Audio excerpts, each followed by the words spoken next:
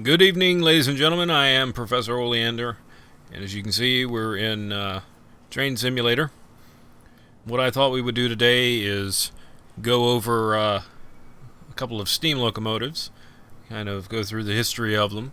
We'll start out with the latest, well, towards the end of the era, and then we'll work our way back and we'll see out where we get to from there. So what we're looking at is the Union Pacific Big Boy. This is the 4000 series.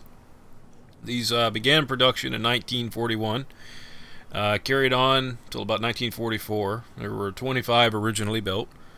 These were some of the largest locomotives ever built in the world. They're not the largest, but they are very close to it. These weigh in at a staggering 1.25 million pounds. Very, very heavy. They could usually run somewhere around 50 or so. They made their maximum power at about 35 miles an hour. Now, the downside to that is at 35 miles an hour, you have to get the train up to 35 miles an hour. Typically, these engines didn't run that fast. It's sort of a downfall to them. They didn't draft very well at slow speeds. These were the only engines, only of the newer engines that Union Pacific had, that they didn't convert them to oil. These were still coal-fired.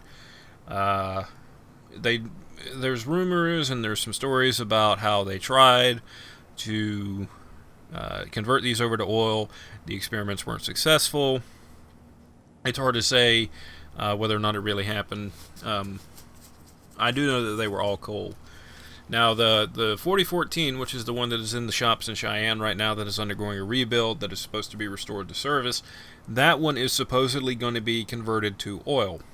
To that, all I can say is good luck. These are... I don't have the exact dimensions of these engines, but they are massively big. And because of that, there was only certain places that they could run. Although, because it has so many wheels, the axle loading was somewhat not quite that high. As a matter of fact, I don't know if I have the actual... Yeah, the axle loading is 67.8 thousand pounds, which is not bad. Not really bad considering. That's not much more than what the little 484s had. But this is just a massive steam locomotive. The heating surface and this engine is over 5,000 square feet. I mean, look at the size of the firebox on this thing. These drivers are 68 inches, so that's a 5'8" man, and it covers two of them, and it's not quite half of it. This box is something like 30 feet long. It's in the high 20s. I mean, it's a massive, massive steam locomotive, and it's a very, very heavy steam locomotive. So, moving on from the big boy here, we'll look at this engine. This is the 3900 series from Union Pacific. Both of these locomotives, by the way, were built by the American Locomotive Company, otherwise known as ALCO, and we'll talk about that in a little bit later on. But the 3900s, the big boys were a 4880 or a 4884 arrangement. The Challengers were a 4664 arrangement. Both of these are articulated. The boiler on the Challenger is obviously smaller. As you can see, I kind of get to the side here where you can look at it. The boiler is noticeably smaller. The firebox is also smaller. They share similar tenders. I think the big boy did have a bigger tender. It obviously had a different tender. This, of course, not being the right one because the 3900s were oil-fired. They wouldn't have had coal. It would have been a solid tank tender or a split tank tender where you would have had a water tank and an oil tank. Some of these had A tanks. I don't remember if... I'm pretty sure that the 844 still has an A tank that it uses from time to time, primarily for water. They use a massive amount of oil to run these engines. Two different style engines. The Challengers here could run 70-75 miles an hour all day long without too much trouble. As a matter of fact, when the 3985 was in excursion service, it was consistently pulling the rodeo train 70-75 miles an hour without too much trouble. There is a video of this engine working over Archer Hill with a 135 car intermodal train pulling it by itself at track speed. It was something that was requested of the customer. It took 5 engines to get that train to that part of the railroad, and then of course 3985 took it over by itself. So kind of a testament to exactly how powerful these engines were. Now I'll just throw this out there as before we get to the next one about East Coast versus West Coast. The main what do you want to, I don't want to say competition because they really weren't competing with each other, but it's interesting to see the design differences between the way that Alco was building them and the way that Norfolk and Western was building them. You see the 4884 over here for the big boys. The closest thing to that would have been the Y6s that Norfolk and Western made. They were 2884s. Same thing with the Challenger. The closest comparison would have been the A class, which was a 2662, and or 2662. I think I say 3 6s. They were all fast. The big difference between them is that Alcos were heavy and powerful. They traded off a little bit of speed because of it, namely with the big boy. The N&W engines, they were light and they were fast and they were powerful. They had the best of all the worlds there. They were light, fast, and powerful, and had a very good factor of adhesion. The Ys were known to pull 100-car coal trains up the 2% Blue Ridge grade, 2 of them usually with a helper on the back, at speed, and they were built for that purpose. Same thing with the big boys. They were primarily built for the long, heavy manifest trains and unit trains that were meant to go over the Rockies, and they served their purpose well. It's just interesting to see how 2 different railroads approached kind of the same problem. Now, I will say that the Rockies are a little bit more formidable than the Appalachians of the Blue Ridge. Moving on to the next one here. This is the 844, or the 800 series, the FEF-3s. FEF stands for 484. This is the most, or one of the most popular wheel arrangements in passenger engines. 8 drivers proved to be the way to go. Nickel plate used them. Save for the Hudsons, these were really where the balance was. There was just something about 8-driver locomotives that just seemed to work. These engines were known to go over 90 miles an hour pretty consistently. They share a lot of the same attributes as the Challengers, which I should have mentioned a little bit more on the Challengers. The Challengers over here started being built in 1937, 1936, and they carried on until 1944. Same thing with the 800 series. They started in 1937. They carried on to 1944. The Challengers were very popular. They built 105 of them. Weight on the Challengers, it's 1.073 million pounds. So it is a little bit smaller than the big boy, but not by much. And even the 484s here, they weighed in at 900. Let me see if I got the number here. It's 908,000 pounds. So I mean, these are 3 heavy locomotives. The Challengers and the FEFs share a lot of the same attributes because they were being built at the same time. By the way, all 3 of these locomotives were built by Alco. These 2 were being built in roughly the same time, so they're going to share some similarities between them. The cabs are kind of the same design. I don't remember if they shared the same smoke box. I want to say that the boiler on the Challenger was bigger, but they do share some things like the stacks were the same on them. I'm sure some of the domes were the same. Some of the accessories on here were the same, and a lot of that stuff would have been off-the-shelf items. Really, when you're talking about locomotive manufacturers, you're talking about boiler makers, because really the boiler, the running gear, and not even the running gear to a certain extent, but the boilers, usually the rods, some of the actual gear itself, and most of the castings were made by the locomotive company. Everything else was usually off the shelf. Like, there might be, springs might be an off the shelf thing that are made by a subcontractor or something like that. Bearings, certainly. Timken was one of the biggest manufacturers of bearings at the time. Bearings, dynamos, things like that. A lot of that stuff would have just been off the shelf. It would have been similar between the different models. But I just think it's interesting to see that there are still some similarities between these two locomotives, even though they're two totally different animals. This is, as I said, these are both heavy locomotives, even for the wheel arrangement. And I think, let me see if it's got the driver weight on here. I don't think it has it for the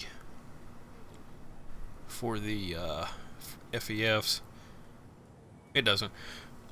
So in terms of power, the big boy over here, the tractive effort on it is 135,375 pound-feet on this guy. You have to excuse me, I'm kind of losing my voice because it's a typical thing. I'm usually screaming during the week. The Challenger has, let me see if I can find it, 97,350 pound-feet. And then when we get over here to the FEF, we're talking about 63,750 pound-feet. So quite a bit. These are fast engines.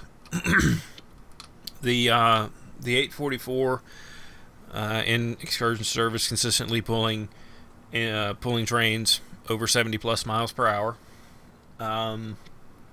And it can run faster.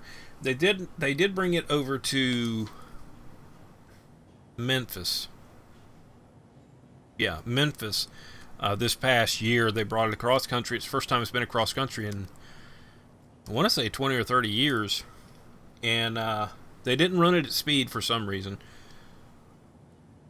Whole controversy behind that engine that we won't go into here. But of the engines that UP has right now, the 844 is currently running. The 4014 is currently undergoing restoration. The status of the 3985 is sort of unknown. It may run again, it may not. I know that the last time that I saw an update from the Steam shop on it, they were saying it had some issues. Parts are becoming very scarce for them, including the 844. It's becoming hard to find parts for it. The rods were getting pretty well worn out, and they they had other work had it cut out for them on the big boy. So we'll see how it goes. So this is sort of the end of the Steam era right here, where locomotives were, how big they had gotten. I mean, the big boy over there weighing in over 1 million pounds, and an articulated steam locomotive that can run over 70 miles an hour. I mean, it's insane to think that that's where we were with such a massive piece of machinery. There's so many moving parts on these things, and everything is exposed. All of the running gear is exposed. All the cranks are exposed. It's maddening to think that these engines can do what they did at that time. So now that we've looked at the end of the era, let's kind of look at something that's from the beginning of the era. This little guy. Now this is the Central Pacific Railroad 60, otherwise known as the Jupiter. It was developed by Smokebox, who is the same developer that gave us the 844 over here. This is a modest little engine. It weighs in at, I think I had it listed as 38 tons. So it's 38 tons, so it's about 76,000 pounds. So 76,000 pounds. The FEF over here weighs in at 97 something, 97 and some change.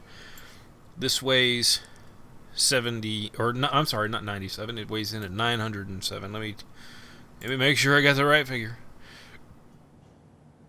908. So 908,000 pounds. This weighs 76,000. So quite a bit of difference in between them. Operating pressure on all three of these locomotives is 300 psi. Operating pressure on this engine is 120. The driver size is, let me see if I got it here. It's listed in the manual as 61.937. Knowing what I do about blueprints of the time, they would typically give the measurement in a fractional form. So this would be 61 and 15/16. So that's how the overall driver diameter. We'll just do kind of a brief walkthrough on this one, just to kind of show off some things here. He did a very nice job with the artwork, all the scroll work on the lamp, scroll work up on the dome. You know, a lot of brass. These engines were, they liked to show them off. They thought that people were more willing to ride behind an engine that was very flashy, or that looked very pretty, because of it. By the way, say hello to the developer. That is actually his face. He did tell me that in an email, that he used his face for the engineer. So be sure to wave at him whenever you see him go by. The brake rigging for the handbrake. And we'll go over some of this stuff in more detail. One thing I did want to mention, this plate usually says Schenectady Locomotive Works. He had told me that he had to remove it for reasons that we won't go into. Yeah, I'll leave it alone at that. But Schenectady Locomotive Works in 1868. Now, the interesting thing about Schenectady Locomotive Works is that in 1901, it, along with 7 other locomotive manufacturers, merged together. They merged together under a man named Sam Calloway, who was the former president of the New York Central. The company that they formed in 1901 from the 8 railroads together was a company by the name of American Locomotive Works, otherwise known as ALCO. So what we're looking at here around the turntable is we are looking at 73 years worth of locomotive evolution from virtually the same locomotive manufacturer. So the ALCO works actually based themselves out of the shop in Schenectady that this locomotive was built in. So 1868 to 1941, 1944 really, if you want to count the end date on all of them. So a little bit over 70 years worth of locomotive advancement is sitting right here. Now, you can't really get a good sense of scale for how big these locomotives actually are when you've got them together. So what I've done is we'll swing over here and we'll look at some locomotives. So here you see we've got the big boy over here, and if I swing out to the side, we have a little selection of locomotives. These are, so we've got the big boy, the Challenger, the FEF. Beside that, this is a Berkshire. This is the nickel plate Berkshire. This is the Connie, the little 280, also designed by Smokebox. And then we have the little Jupiter down here on the end.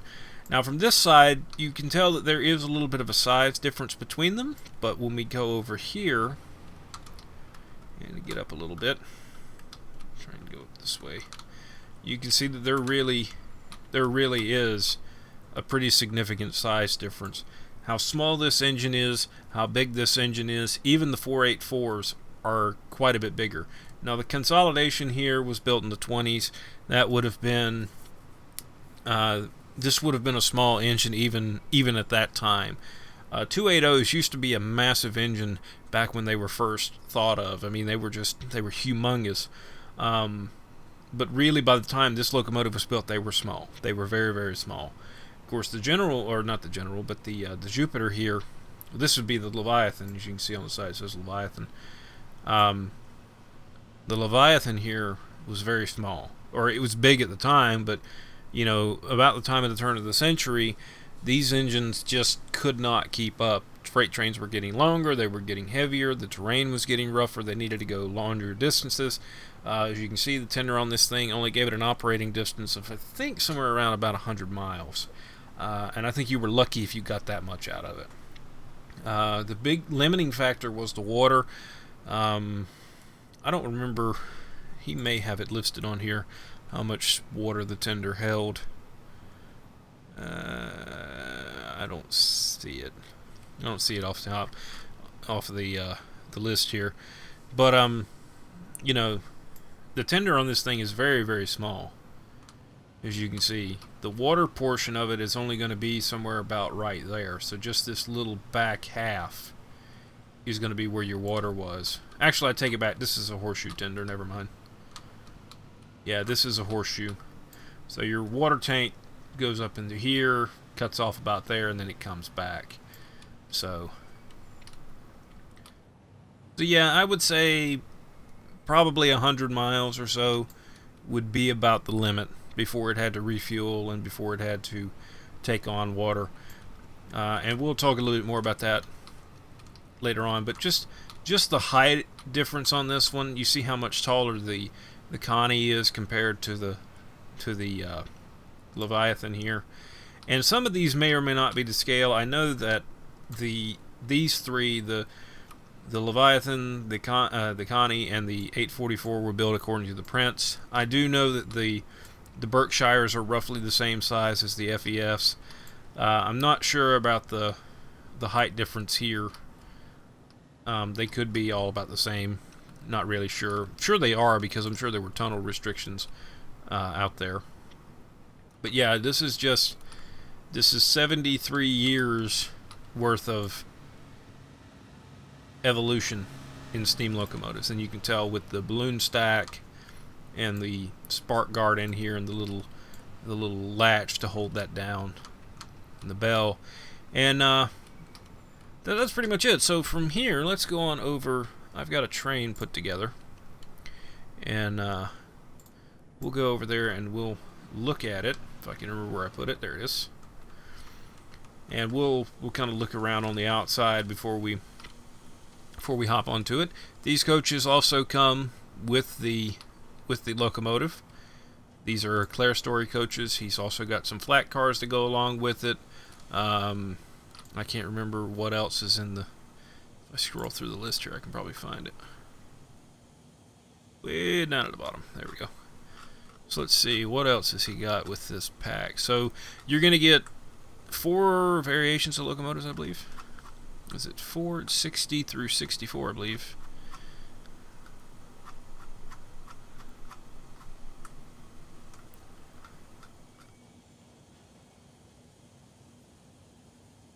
Don't freeze up on me. Yeah, you get the Jupiter, which is the 60. The 61 is Storm. The 62 is Whirlwind, and the 63 is the Leviathan. Interesting story about the Leviathan is there's a replica Leviathan floating around out there by a gentleman by the name of David Clokey, who has way more money than he has since. He built an exact replica to the best of his ability of one of these engines, and basically he took it out. He was going to pull passenger cars with it. The FRA got wind of it. They went over to inspect it. They said, what are you planning on doing with this locomotive? He said, well, I'm going to pull these passenger cars over there. And they said, you're not going to pull it on our railroad. Basically, he had still using the Lincoln Pen. He had an acetylene style lamp or an oil lamp. Let's see, there was no water glass, no injector, no air brakes, which was the big thing. There were no brakes on the tender. There was just it was page after page after page after page of stuff. So those engines have been fairly heavily modified. It and the York 17 have both been very heavily modified to meet the FRA specifications. That was the only way that they could operate the locomotives with passengers behind them. It was just, I don't think they were counting on that because the FRA came down on them pretty hard. It was I was told indirectly by someone that was there when they got told, and it was not fun. But what comes along with this kit is a couple of variations of flat cars, the Claire Story passenger coaches. There are a couple of rolled roof passenger coaches. There is a caboose and a coach. There's a baggage car, and then there's also some track assets that come with it, wood piles and fuel points and water towers, some telegraph poles and some track. So a little story about this particular engine. The 60 is most famous for being one of the engines that was at Promontory Point during the Golden Spike Ceremony for the joining of the Transcontinental Railroad. It was not supposed to be the engine that was there. There was another engine. It was the number 29. It was called the Antelope. And the president of the railroad wanted that engine at the ceremony. Now, they were a little bit different style. The Antelope had a straight boiler on it, had a little bit more stylized features on it. The dome was a little fancier. But what happened was they were working in a logging camp, and the story varies. Either the Antelope didn't have the rear of their train flagged, or they didn't have a flagman out back far enough, or the 60s crew didn't see them, went past the flagman or whatever, ran into a bunch of logs that were, either being loaded or something like that. The logs apparently rolled down. I don't think they destroyed the Antelope, but I think they did quite a bit of damage to it. As a result, they couldn't get it fixed in time, so the Jupiter ended up being the locomotive that had to go to Promontory Point to be part of the ceremony. It and the Union Pacific 119. The sad part of the story is neither one of these locomotives exists today. The 119 was sold in 1903. It was sold for scrap. The Jupiter was sold in 1909 for scrap as well. Very sad that they do not survive. There are replicas of them that are out in Promontory, Utah right now at the museum that's dedicated to the Golden Spike Ceremony. They are propane fired. They were built during the 60s or the 70s, I believe. Very few examples of these locomotives exist, and that was one of the problems that he encountered when he was building them. Now, I was asked to be a beta tester on this one way back. I told him I'd be more than glad to, and we sort of went back and forth on various aspects of this. It's a nice engine. It's a little different to run depending on what you're used to. This is one of the more run by feel, run by ear types of engines. There are no gauges. There's no power anything. Everything is mechanical. There's no steam chest pressure gauge. There's no back pressure gauge. There's no water injector. There's no sight glasses. The only thing that's in the cab is a steam pressure gauge. There's no power reverser. It's got a Johnson bar. It's directly tied to the linkage. The headlight is oil. And that's pretty much it. I mean, it's a fairly simple engine. This is during the beginning of when the railroads really took off, and I've already mentioned it's a Lincoln pin type of system for coupling. We go back here, we can see that in action. You see the pin right here. The railroads used to have a man that was called the pin puller. They later got called pinheads, and that was their job. They either had to be in between or they had to be up on the car. They would reach down, they'd pull the pin up or pull this pin, and off they'd go. Usually they'd pull this one, and away they would go. And that was how men lost a lot of fingers, as you can imagine. So just kind of going over this engine, as I've said, this is an oil lamp. I believe that's an oil lamp. I don't think it's a acetylene lamp because I don't see the canister. We have the pilot on the front end. Everybody loves to call this the Cowcatcher, and as a good friend of mine that used to work on the Virginia and Truckee Railroad once told me, I've never seen them catch a cow. they'll throw one under it, but they won't catch it. These were mainly used for telegraph poles, as I've read various accounts of telegraph poles used to fall across the railroad quite often, and these were really good about pushing stuff out of the way, rocks from rock slides, telegraph poles, stuff like that. They were really good about throwing stuff off the rail before it derailed you. So that's what their primary purpose was. And of course, we've got the leading truck here. We've got the cylinder cocks. Let me actually take control of this locomotive, and then we can look at some things. One thing I'm going to do is alright, make sure that's set. The cylinder cocks here actually work. If I hold the C key, you can see they flip over to one side, they open back. A lot of brass on these engines. As I said, they wanted to make them very pretty. As you can see, he's also got the little bolts right there that hold the brass on it. I had to set the handbrake there because it was starting to roll. Again, these are just little valves. There's a little needle that goes up in there, and then when it's down, it seats. This guy right here is a check valve for water going into the boiler. You can see there's the relief valve up there.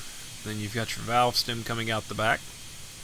One thing I'm going to do is I'm going to put in here. Needed to look up something really quick so that way I don't forget what the name of it is. So you've got your crosshead. This little guy right here, this is the wedge. This is what holds the rod in. So there's a horseshoe that fits around the edge of the rod. That fits down in there, and then there's a wedge down in here. It's actual like a bearing. That's your lubrication point, and then you've got wedge adjustments and whatnot right in here. They were big on fenders. You see that's a fender right there. I think it was just to keep crap from getting slung up on top of the engine, try and help keep it down there, and some of it's ornate.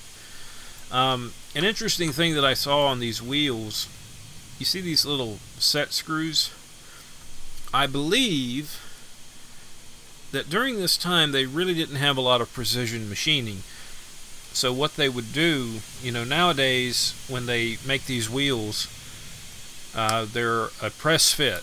So you take a fire ring, you would heat up the tire, and then you would slip it on to the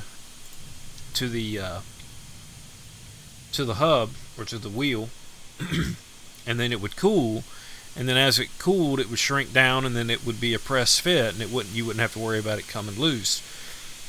Because I don't think that they could quite get the tolerances that tight, just because of the tooling of the time.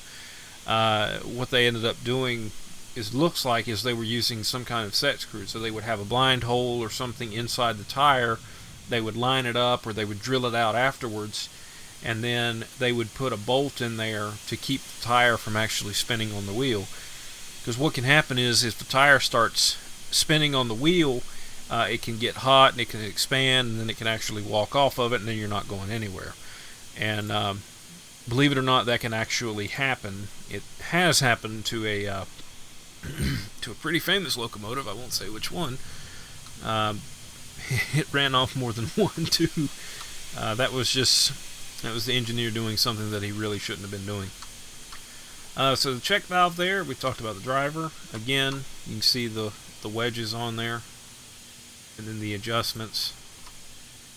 This guy right here, this is the crosshead pump. This is the only way that you can put water in the boiler, and it's got one on both sides. If we come in here, you see the rod and then the crosshead, and then this little extension that comes out the side with this shaft. And right inside here is a piston that runs back and forth as the crosshead moves. And inside these two little bodies right here are cast iron valves. So what happens is the piston moves back, water from the tender fills up inside this reservoir, and as that piston moves back, this valve opens, it lets water fill into this chamber, and then when the piston starts coming back, the pressure increases in here, closes this valve, opens this valve, and then water starts going into this chamber. And then there's a little drain valve right here that lets air get out of it, so that way you can prime the system. And then as it goes back and forth, it will fill up this pipe, and then it'll start going through this check valve, and it'll slowly start filling up the boiler. Now I'll answer the question that I know some of you already have. What do you do when you're sitting still and you got to put water in the boiler? The answer is you got to move the locomotive. So if you're sitting in a station and you know that you're getting low on water, you have to either unhook.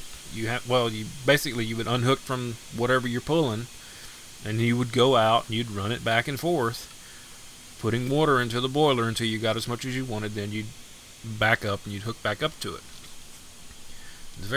It's back when men were men. Let's see. So the Stevenson link, this uses the Stevenson valve gear. You can see the valve stem right there. This is the reversing arm, reversing lever. And then if we go down in here, at least I think that one's called the reversing lever, or the reversing arm. I know the big one's called the reversing lever. You've got the expansion link, the lifting link, lifting arm, and on the lifting arm you see this little shaft right here. In the later versions of the Stevenson, they would put a big spring on this one called a balancing spring. Some of them were actually wrapped around it. Some of them had equalizing springs on the lifting arms. And what it was there for was to help make it easier to move the reverser back and forth when the engine was operating. Because all of this is mechanically tied together. So when you're going down the railroad, all of this stuff is moving. And particularly this guy right there, it'll oscillate back and forth a little bit.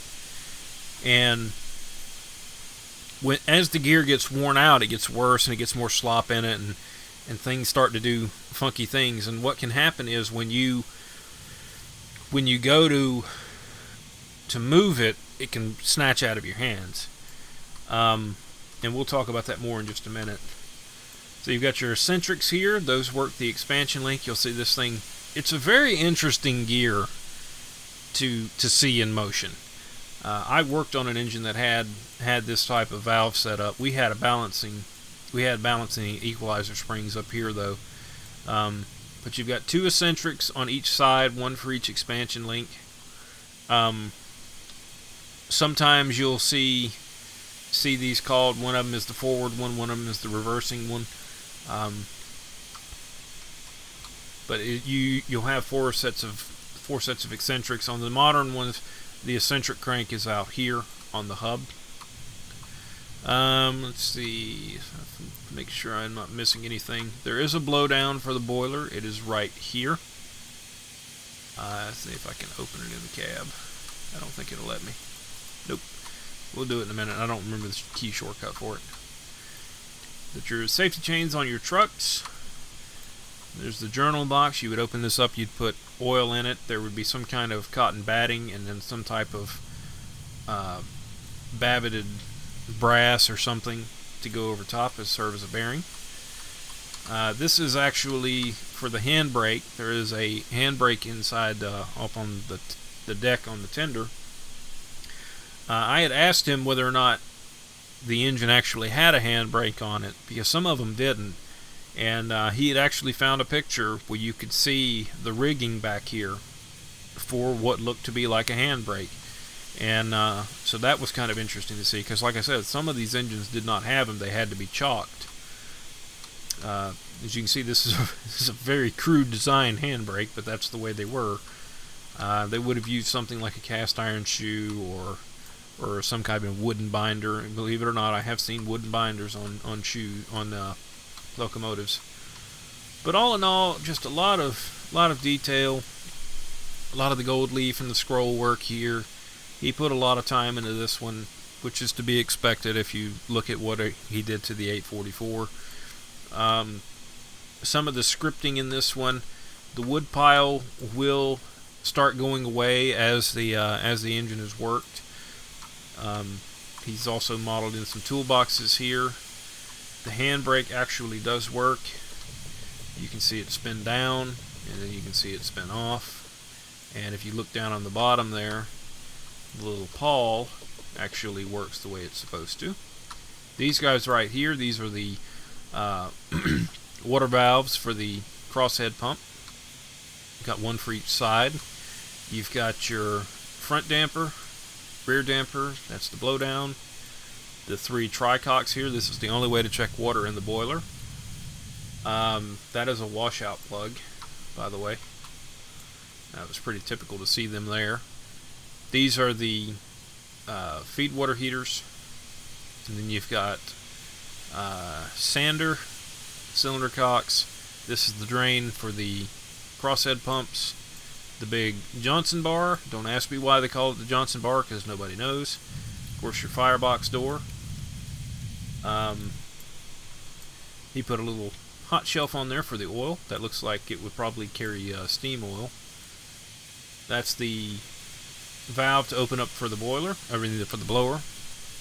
This long column right here, this is the balance spring for the safety.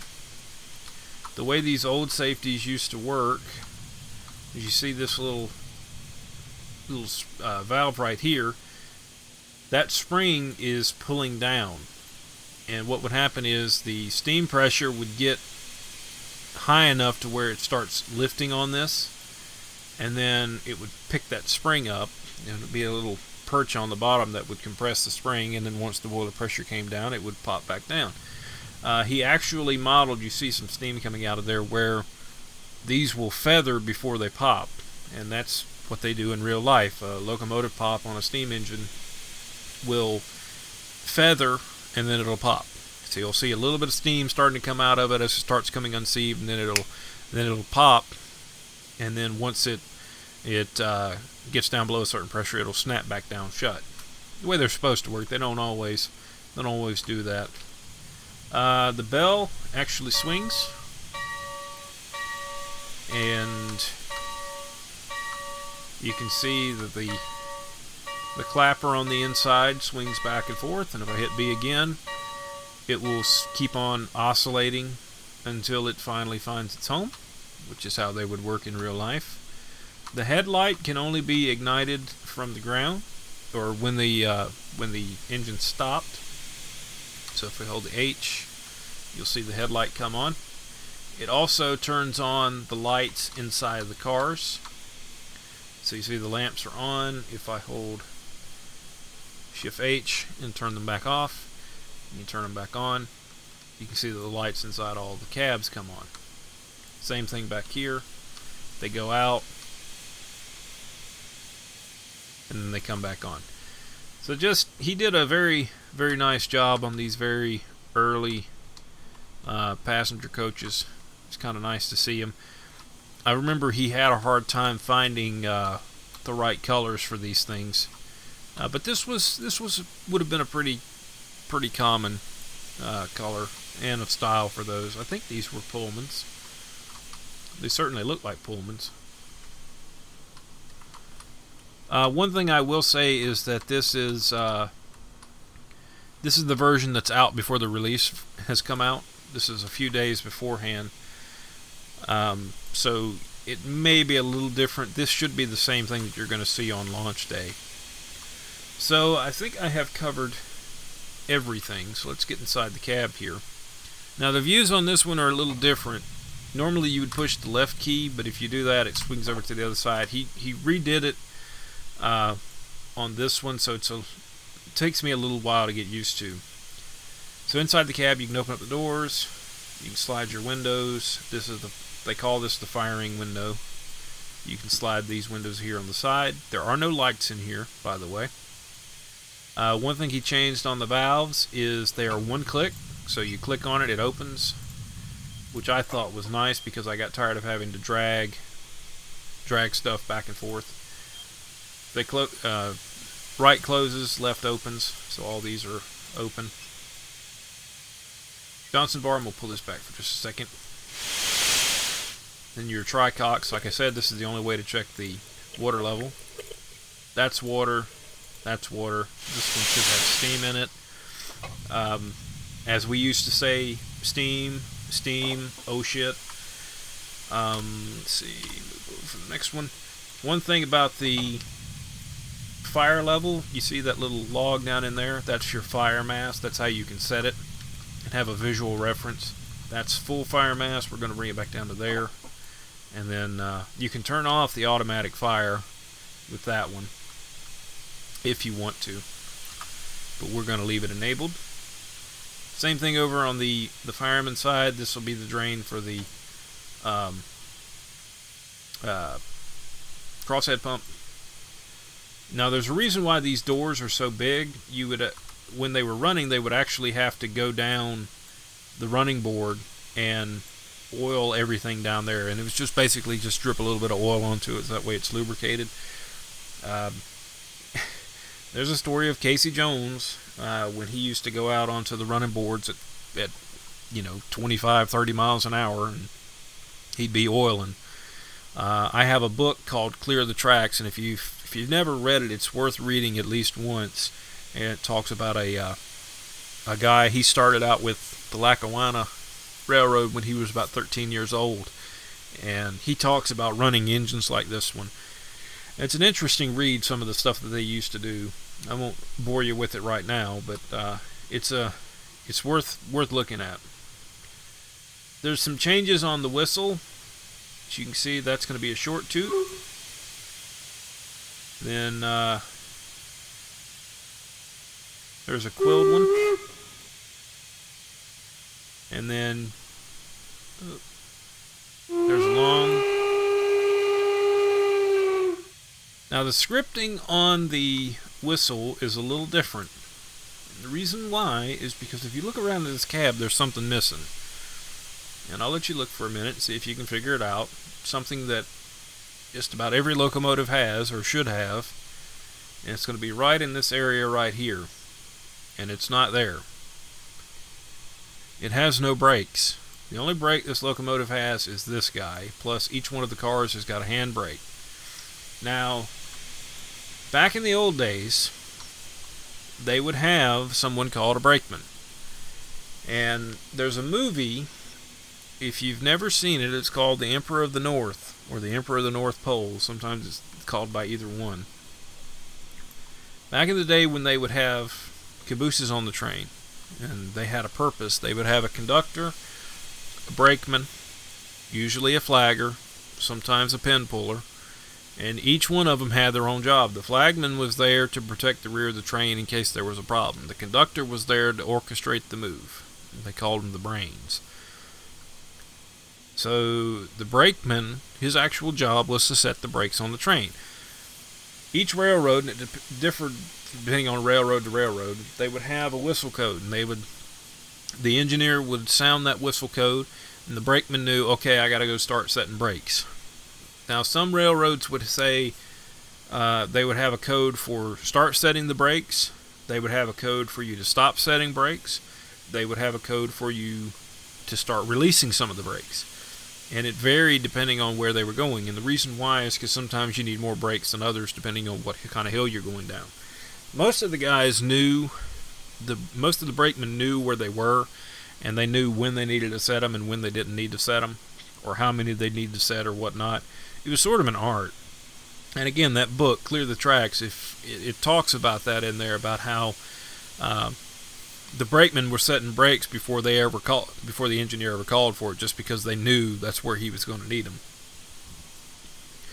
But these cars, because they have a pass-through, the brakeman might run through the train, and he would start setting the brakes on the cars, and then he would set them until, and then as you're going down the hill, and then you would tell him to knock them off once you didn't need them anymore.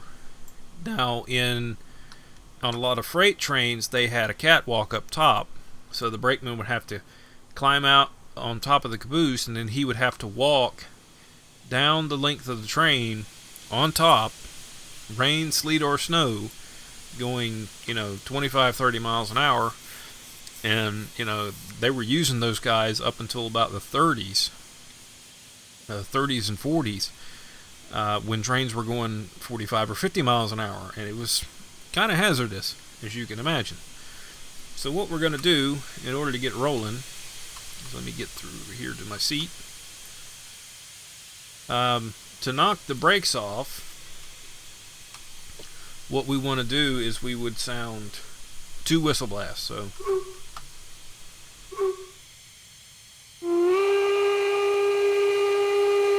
I usually give them 2 long ones. Now the way he's got it scripted is you lose a little bit of the playability with the whistle, because the game is actually having to listen to the whistle for its brake calls. So the whistle doesn't function like the other engines do. You can still quell it if you hold the enter key, but you can't play with the whistle like you used to on the other engines, just because the way the game has to be scripted, or the way this engine is scripted to tell the brakes what to do. Now I'm going to go ahead and we'll talk about this Johnson bar more in depth shortly. Go ahead and open up the cylinder cocks. This beast of a thing right here might as well be called the Widowmaker, because this was known to kill men. As I said, this is directly tied to the running gear, or to the valve gear. And the engine that I used to work on, this thing, when you were running, you would actually see it moving back and forth, and it would click back and forth inside of its spot. And then what we used to have to do was we would grab it with both hands, and then we would kind of get our shoulder squared up with it, and then we would sit there and we would rock back and forth with it, and then we would catch it when it was coming in the direction that we would want to get it. So we would wait, and then you'd wait for it to start coming back to you, and then you'd pick it up one and you'd drop it. And there are stories about men getting pinned by these things. They'd come back, they'd pin you against the wall, they'd break your arm, they'd break your wrist. One man almost got impaled by it. It actually came back, slammed him into the gut, and it ruptured his intestines, and he died later on that day. They're very, very dangerous. These things got outlawed in the 40s. It was a little too late, too late, but they really didn't have any power to get rid of them. But they came out and said no road engines will have a Johnson bar or any style of reverser that is directly connected to the reversing gear. So that's when they came up with power reversers, which by that point power reversers were really the thing. They just wanted to make sure no more engines were going to be built with this style of reverser. So that's in forward. Cylinder cocks are open. We've already sounded the whistle. We'll throw the bell on for grins. We'll knock the handbrake off and open it up.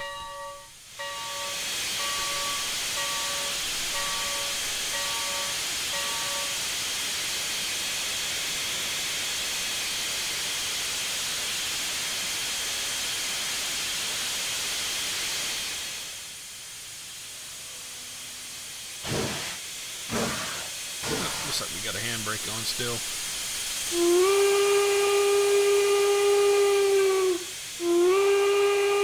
Let me just make sure.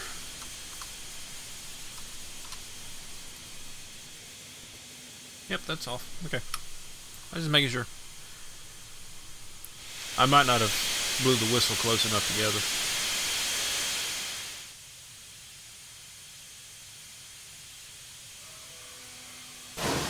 Alright, it's going to take off now. That's what it was. I blew them too far apart.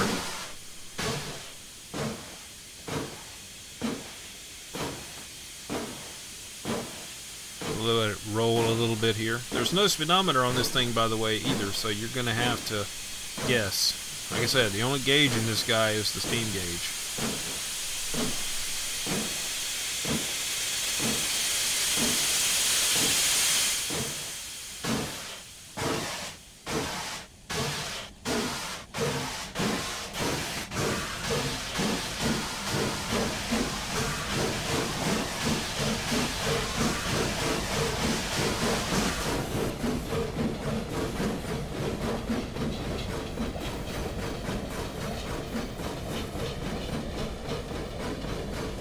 Alright, so because you don't have any sort of feedback other than every now and then you might see the engine kind of pogo, kind of sit here and bounce back and forth. That's really the only feedback that you'll get because you don't have a gauge telling you where your cutoff should be. The engine is working kind of hard. Now I'm holding the S key, and you see that the Johnson bar doesn't want to come back. He's got modeled in here how the reversing gear will fight you. So I close the throttle, let the steam pressure come down, and now I start opening the throttle back up again. I'm going to get this engine, I'm going to let it run wide open here. I'm going to drain the boiler down some. I'm going to let it get going, and then I'm going to try and move the reverser. See it snatch it out of your hand. So you have to be very careful running this engine. So I'm going to put it about right there. Work it on up. There is a delay between the throttle and the response of the engine. You would see that in some of these engines that have a dome. Some of these older ones. It's not much. It's almost unnoticeable, to be honest with you. But it is a little bit of a delay. So you get it going a little bit. Close the throttle down. If you don't close that throttle, bring it back, open it on up. Now each time you hook up on this engine, because there's only so many notches forward, each time you hook it up, you have to bring the throttle out a little bit further to get back to where you were. And I'm probably not quite. Yeah, not enough.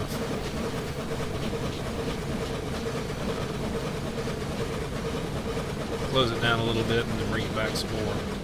I'm waiting for the engine to quit working. Bring it back a little more. Back out again. There you see we're going about 25 miles an hour, and this is about how fast this engine could go. One of the limiting factors of these engines was crosshead pumps. As you can imagine, you're trying to compress water to squeeze it into the boiler. I've read stories about how the crosshead pumps, once you get up about 25-30 miles an hour, would actually knock the crosshead out of alignment, and they were known to bend cylinder rods, and they would actually wear them into the sides of the cylinder castings. So 25-30 miles an hour is about as fast as this engine will go, and I'm probably working it a little bit too hard. But you can see the pressure is coming down. He should start picking back up on me here in a second. Yeah, he's already gaining back. But this is about where this engine wants to run it. We're going up about a 1% grade here, and it's clicking along. Now, you notice that we need to put water into it. So how you would do it is we've got the little bleed valve here. We open that up. You turn on your water valve, and you see this little trickle of water coming out right here. That means that it's primed. You close that guy back off, and it's just there for aesthetics. You don't have to do that if you don't want to. And then if you listen closely, and I'll go ahead and open up the other one too, that way you can hear it, and I'll get quiet and I'll let you listen to the pumps running.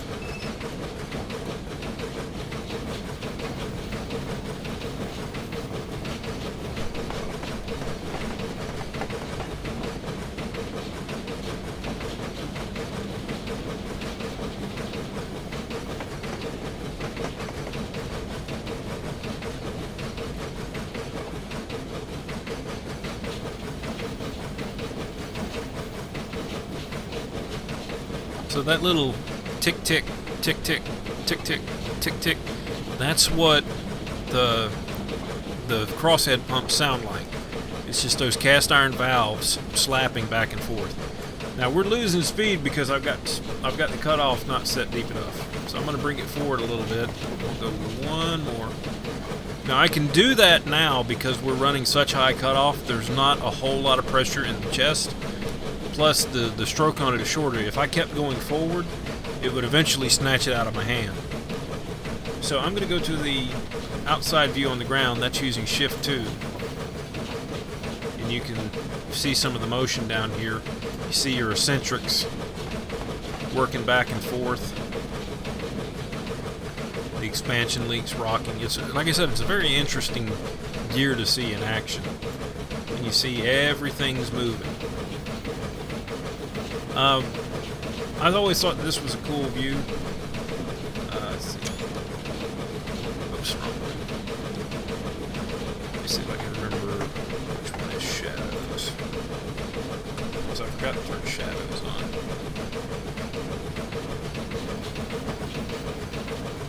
Control Shift S.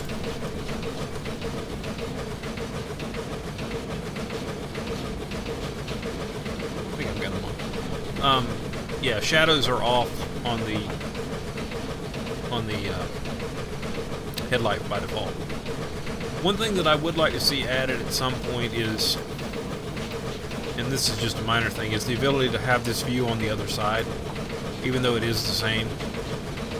But you can look forward, you can look behind you, so you can see the rods going up and down. You can use the arrow keys. You can be up here on the running board, and you can of course look back at the fireman if you want to do with these kind of shots. I'm going to get over here on this side so we can look at the other side here. Let's see. I can't get in there. Or can I? As you can see, the eccentrics running back and forth. All the valve gear and all that.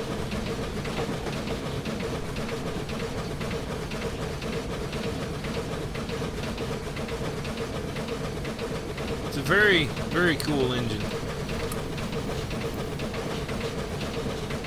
And this was how they used to run them back in the day. I mean, they didn't, you know, all they had was a watch to tell them what time it was, and they could time themselves in between mileposts if they had a milepost. A lot of guys would use telegraph poles because they were roughly, you know, so many feet apart to tell how fast they were going or whether they needed to pick up time or lose time. Because, you know, there was a time when the timetable actually meant something.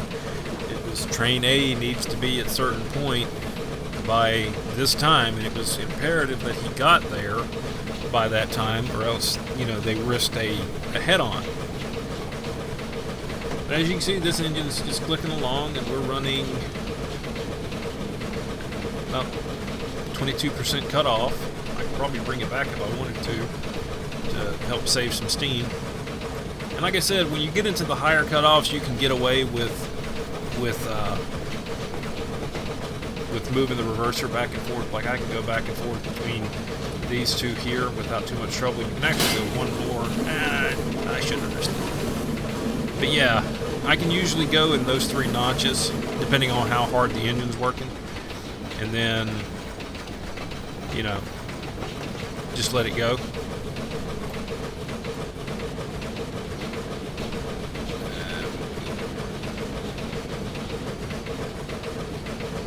But it's not terribly difficult to drive. A lot of it is just keeping an eye on things. With this one, you have to keep a closer eye on your water and your pressure. And there's not much else to it outside of that. This one's, like I said, it's relatively easy to run. This one's pretty much running on its own about 20 miles an hour of 0.8%. And it's just clicking right along, you know.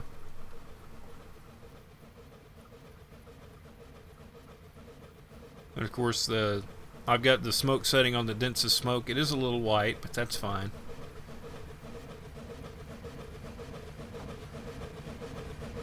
There's some more effects that you can't really see because it's daytime. Some effects on the cinders and stuff like that at night, and then some of the cab effects as well.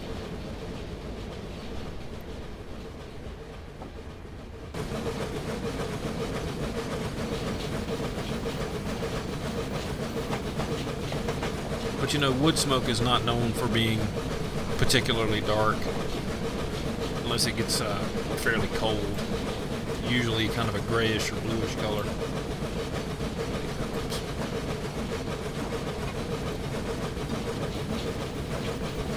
I probably need to raise the fire level a little bit.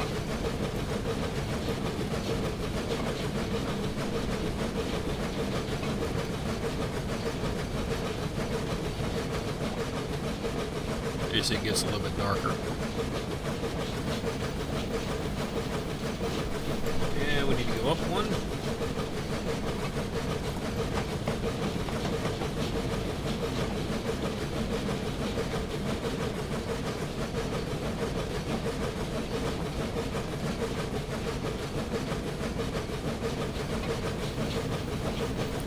I need to go up one more. It's working a little hard.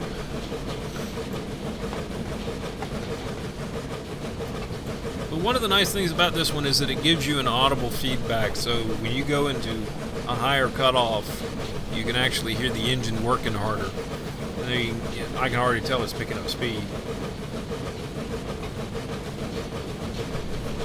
And then you can tell when the engine tapers off where it's not working as much, and then that's your cue to come back on the reverser because you don't need it anymore.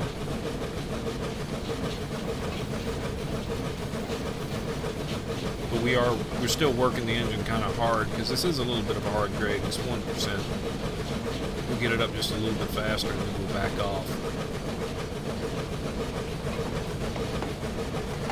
Actually, that's pretty good right there. So we'll bring it back. So one of the things about this engine is, like if we were stopping on a downhill, you could use the reverser to kind of help slow it down. Don't get too carried away with it, because there are no brakes up here. Yeah, if we were on a downhill run and it's not quite enough, the brakes aren't quite enough to hold it back, then we need some more. What we might do is put the reverser, bring it back into reverse just a little bit and just kind of work against the cylinders. You have to be very careful because you can bend the rods very easily if you get too carried away with it. One thing I didn't show was sanding. Just like on the other two engines. If I can remember which one it is. I'll set it up here because I don't remember which one. But you can see the sand particles coming out here. It only has sand in one direction. They're gravity fed out of the sand dome.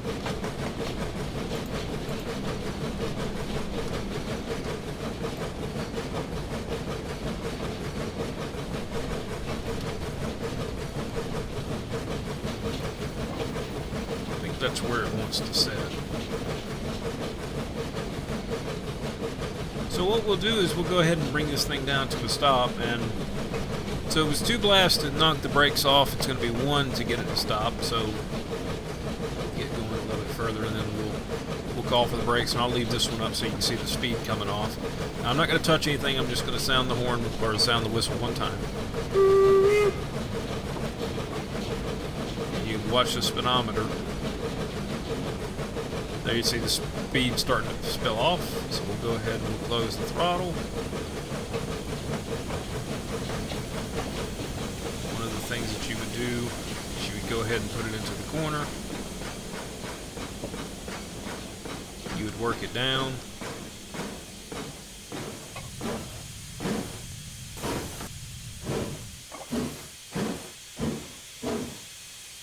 And then you would set your brake. There we go. So that's how you get this thing stopped. And again, when we want to take off, all we have to do is hit the